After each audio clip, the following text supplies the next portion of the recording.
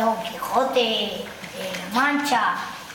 En una aldea de la Mancha, de cuyo nombre no quiero acordarme, vivía un ruin caballero de los de lanza en astillero. Don Quijote fue a un rastrillo y encontró una fiel dama. Era alta, guapa, como buena moza. Después fue al cobertizo y cogió las armas de sus bisabuelos. Y pensó, me falta algo. Un escudero.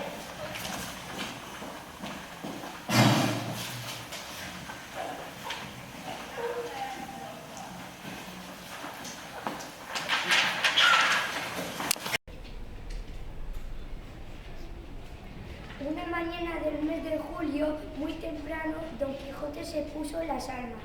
Subió sobre Rocinante, cogió la lanza y salió por la puerta del corral al campo. Contentísimo de lo fácil que le había sido convertirse en caballero andante, se dio cuenta que no lo era, pues no había sido armado caballero, así que no podía luchar contra los que iban a salir al paso. Estuvo a punto de renunciar, pero decidió armarse caballero en la primera ocasión, como pasaban en los libros. Caminó todo ese día sin que nada le sucediera. Estaba muy impaciente por demostrar lo valiente y fuerte que era. Al anochecer, caballo y caballero, muertos de cansancio y hambre, seguían teniendo esperanzas.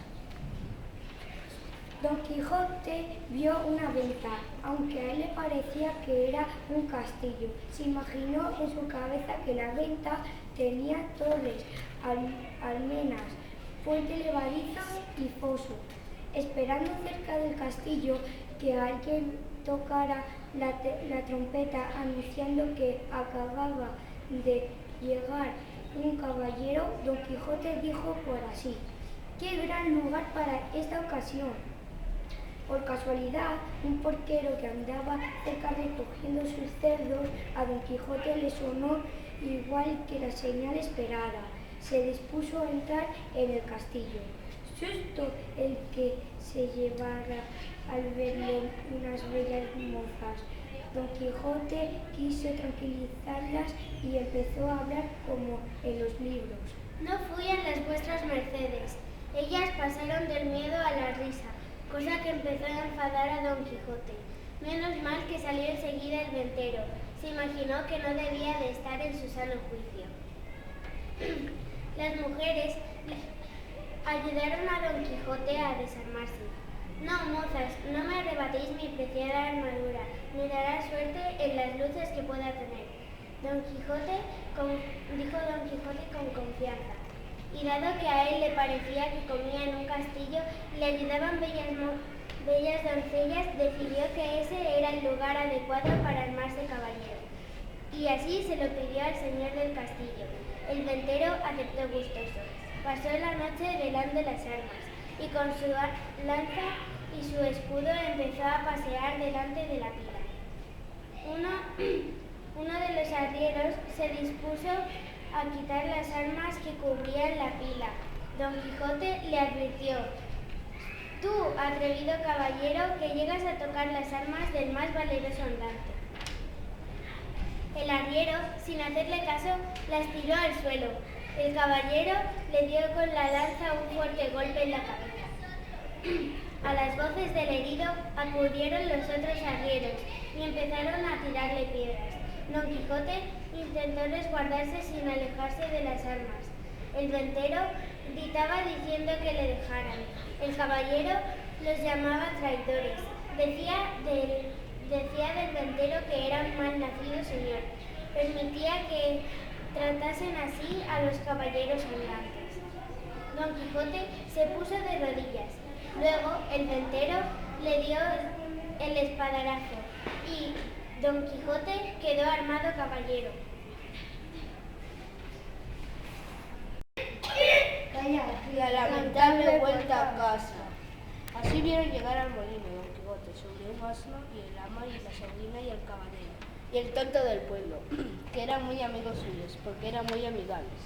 Habían estado todos muy preocupados al no saber nada de él. Las dos mujeres echaban la culpa a los niños de caballerías, que todo el día leía el hidalgo, pero el tonto del pueblo le dijo que era pura mentira. Y como el pueblo era muy estricto, lo llevaron a la cárcel para que se pudriera. A Don Quijote lo llevaron a la cama, mientras él afirmaba que estaba cagado por haberse caído de Rocinante. Pidió comida y que lo dejase descansar. Así lo hicieron. Al día siguiente, ama, sobrina, cagadero miraron a uno los libros que tenía en su biblioteca y echaron la mayoría a una higuera que hicieron en el corral. Luego tapiaron el aposento. Cuando a los 2 días Don Quijote se levantó y se fue al baño, pero resulta que no había cadena y se fue a la biblioteca a coger unos de sus libros, pero no encontraba la puerta. Don Quijote fue a preguntar a la asistenta y le dijo dónde estaba la puerta de la librería. Y la asistenta le convenció de que todo había sido cosa de uno de los encantadores que le perseguía. Vino subido en una serpiente y se fue por el tejado, dejando la casa llena de bebés serpiente. Explicaron el cura y el nuevo que era un barbero. El buen caballero que quedó pues convencido de que el mago Tristón había hecho desaparecer su tesoro, esos libros que le hacían vivir en otra dimensión. Menos mal que tenía mucha memoria y recordaba todo lo que había leído. 15 días pasaron y todo volvió a la calma en aquella casa, y todos creían que se había curado de su locura.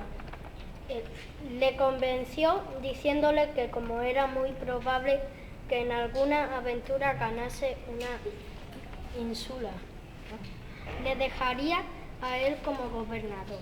El pobre labrador, ante tales maravillas, se comprometió a ser su escudero e ir con él en busca de aventuras sin decir nada a su mujer y a sus 2 hijos. Por fin una noche salieron los dos sin despedirse de nadie. El señor sobre Rocinante y Sancho Panza sobre su asno, como las alforjas llenas de comisolas y una bota de cino. Caminaron para que el amanecer los cogiera muy lejos de sus casas, y así fue.